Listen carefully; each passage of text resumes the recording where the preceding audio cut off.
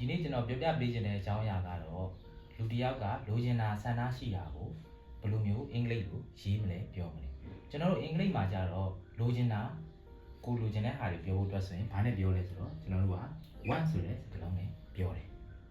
အဲ့မှာကျွန်တော်တို့ကိုလိုချင်တဲ့ပစ္စည်းเนาะကိုဖုန်းလိုချင်တယ်ကိုလွှဲလိုချင်တယ်ကိုကားလိုချင်တယ်အဲ့ဒါတွေအကုန်လုံးသုံးဖို့ဆိုရင်ကျွန်တော်တို့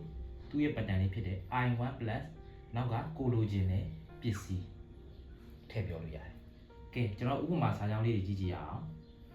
ကျွန်တော်ကားလိုချင်တယ်ဆိုရင် I want a car ကျွန်တော်ပန်းသီးတစ်လုံးလိုချင်တယ်ဆိုရင် I want an apple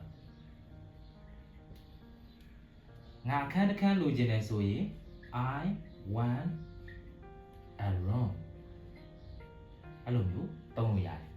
ဒါက one နဲ့ပတ်သက်ပြီးရင်ပထမဆုံး pattern ဖြစ်တဲ့ I want plus ပစ္စည်းကိုလိုချင်တဲ့ပစ္စည်းကိုပြောရဟာကဲနောက်တစ်ခုကိုလိုချင်တာကိုလှုပ်ချင်တာကိုသွားချင်တာကိုစားချင်တာအဲ့လိုမျိုးလှုပ်ရှားမှုပါတဲ့ဟာမျိုးတွေနဲ့သုံးတော့မယ်ဆိုရင်ကြာရင်ကျွန်တော်တို့ကဘာ pattern သုံးလဲဆိုတော့ I